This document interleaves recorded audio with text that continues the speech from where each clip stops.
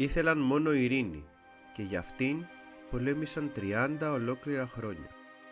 Δεν έμαθαν τότε και ούτε έχουν μάθει ως τώρα ότι ο πόλεμος γεννά μόνο πόλεμο. Βερόνικα Βέτγορντ, Αγγλίδα ιστορικός.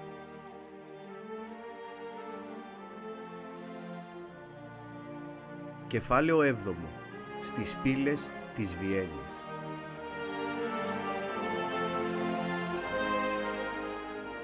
Ενώ οι Ρώσοι ακολουθούσαν ανωδική πορεία με τον Ιβάν το τέταρτο, οι Οθωμανοί, μετά τον θάνατο του Σουλεϊμάν, προσπαθούσαν να επεκταθούν περαιτέρω στη Μεσόγειο. Ύστερα από την ήττα του στην Μάλτα, η νίκη της Δύσης στη ναυμαχία της Ναυπάκτου το 1571 περιόρισε ακόμη περισσότερο τα όνειρά τους. Έκτοτε θα συγκρούονταν με την Αυστρία των Αυσβούργων και τους Σαφαβίδες Πέρσες. Η Οθωμανική Αυτοκρατορία πέρασε σε μία περίοδο που είχε πολύ αδύναμους σουλτάνους. Τέτοια ήταν η αδυναμία τους, ώστε για μία περίοδο σχεδόν 40 ετών, γνωστή ως το Σουλτανάτο των Γυναικών, την εξουσία την ασκούσαν οι μητέρες των νεαρών σουλτάνων.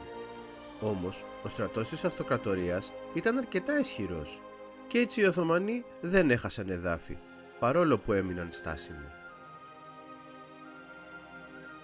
Προς το τέλος του 16ου αιώνα, η Ισπανική Αυτοκρατορία είχε φτάσει στο απόγειό της.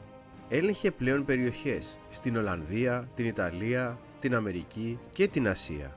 Ο Αγγλο-Ισπανικός πόλεμος το 1585-1604 έληξε με την εισβολή των Ισπανών στην Αγγλία.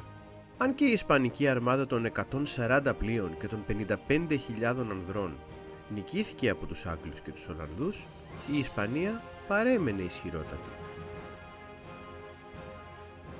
Στα επόμενα χρόνια, Άγγλοι και Γάλλοι άρχισαν να ιδρύουν τις πρώτες τους αποικίες στην ανατολική ακτή της Βόρειας Αμερικής. Ισπανία και Πορτογαλία συνέχισαν την επέκταση των αποικιών τους, έχοντας χωρίσει τον κόσμο με τη συνθήκη της Τορδεσίγιας. Η άφιξη των Ευρωπαίων στις αποικίες εντάθηκε και οι υπερδυνάμεις επέκτηναν την επιρροή τους και στην Ασία.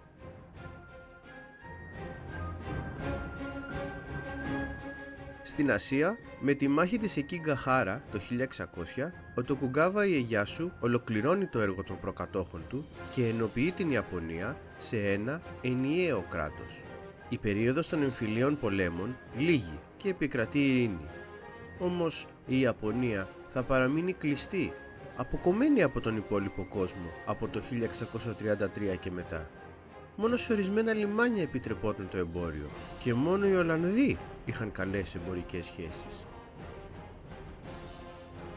Η Κίνα αντιμετώπιζε σημαντικά οικονομικά προβλήματα και η δυναστεία των Μιγκ αδυνατούσε να τα λύσει.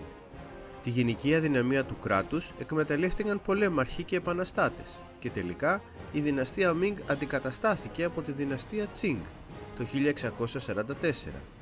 Θα περνούσαν 40 χρόνια πριν η Κίνα ενοποιηθεί πάλι υπό τους Τσινγκ και ακόμα και τότε το κράτος θα παρέμενε αδύναμο σε σχέση με τους Ευρωπαίους.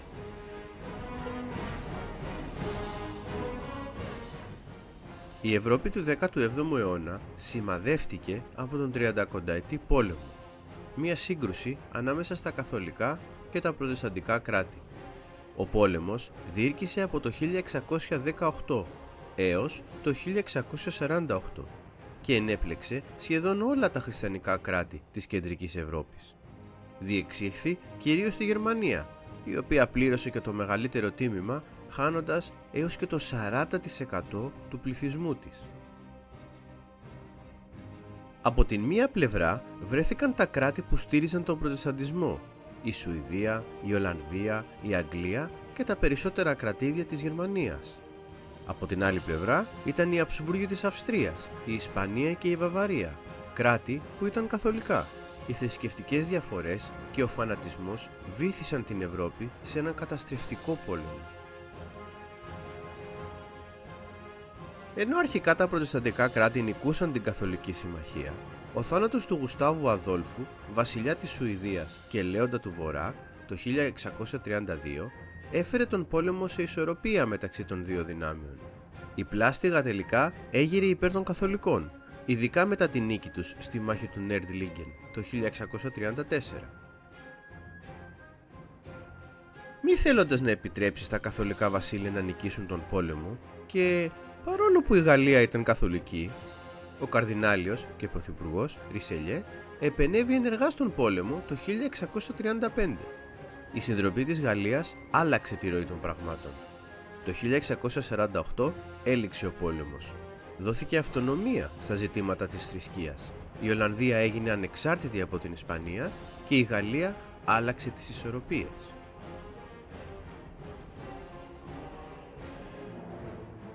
Και ενώ η ειρήνη επέστρεφε στην Ευρώπη, στην Αγγλία μενόταν ένας συνταρακτικός εμφύλιος. Οι ιδέες της αντιπροσωπευτικής εξουσίας είχαν επηρεάσει την Αγγλία και η σύγκρουση ανάμεσα στην εξουσία της μοναρχίας και στην θέληση των Άγγλων για τον περιορισμό της ξέσπασε σαν θύελλα. Το 1639 ξεκίνησε ο Αγγλικός εμφύλιος ανάμεσα στους κοινοβουλευτικούς και τους βασιλόφρονες. Με ηγέτη τους τον Όλιβερ Κρόμουελ και με τακτικό επαγγελματικό στρατό, οι κοινοβουλευτικοί κέρδισαν τον πόλεμο, θέτοντας τέλος στη μοναρχία και εκτελώντας τον Κάρολο τον Πρώτο, βασιλιά της Αγγλίας. Στην θέση του δημιούργησαν την Κοινοπολιτεία της Αγγλίας, την πρώτη δημοκρατική κυβέρνηση χώρας από την αρχαιότητα, και ενοποίησαν Ιρλανδία, Σκωτία, Ουαλία και Αγγλία σε ένα κράτος. Όμως η δημοκρατία δεν θα διαρκούσε για πολύ. Ο εξόριστος βασιλιάς Κάρολος ο Δεύτερος, γιος του Κάρολου του Πρώτου, επέστρεψε υποσχόμενος να κινηθεί μέσα στα όρια του νέου πολιτεύματος. Έγινε δεκτός, αλλά σύντομα αθέτησε τις υποσχέσεις του και άρχισε να κυνηγάει όσους κοινοβουλευτικούς ζούσαν ακόμα. Μέχρι το 1687 όλες οι αλλαγές που είχαν θεσπιστεί είχαν καταργηθεί και ο βασιλιάς είχε όλη την εξουσία στα χέρια του πάλι. Σε μια αναπάντεχη τροπή στην ιστορία, μια επιτροπή Άγγλων προσκάλεσε τον κυβερνήτη της Ολλανδίας, Γουλιέλμο της Οράγκης, να εισβάλλει στην Αγγλία και να αναλάβει την εξουσία. Εκείνος, θέλοντας να λήξει τον ανταγωνισμό των δύο κρατών και να επικεντρωθεί στη Γαλλία, εισέβαλε το 1688. Πριν πάρει τον θρόνο, ως Γουλιέλμος ο Τρίτος υπέγραψε τη μετάβαση του πολιτεύματος σε βασιλευόμενη δημοκρατία με την Χάρτα των Δικαιωμάτων.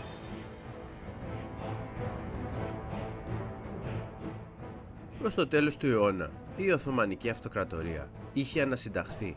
Μετά από πολλά χρόνια αμφίροπων πολέμων, κατέκτησε την Κρήτη, διώχνοντας τους Βενετούς από το τελευταίο τους προπύργιο στα Χανιά, το 1669. Οι Βενετοί έπεσαν σε παρακμή και ύστερα δεν απείλησαν τους Οθωμανούς.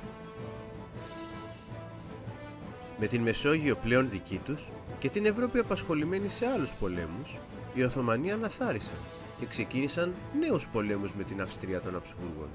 Από το 1667 και μέχρι το 1699 επιχείρησαν με συνεχές συγκρούσεις να επεκτείνουν την επιρροή τους στην κεντρική Ευρώπη, εκμεταλλευόμενοι τις διαιρέσεις των χριστιανικών κρατών.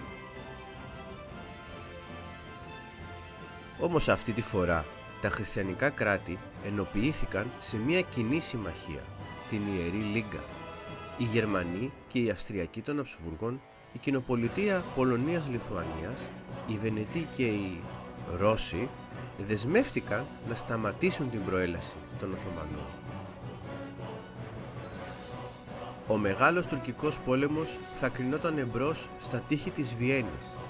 Η Βιέννη ήταν το κλειδί για την προέλαση στο βορρά, πολυπόθητος στόχος από την εποχή του Σουλεϊμάν.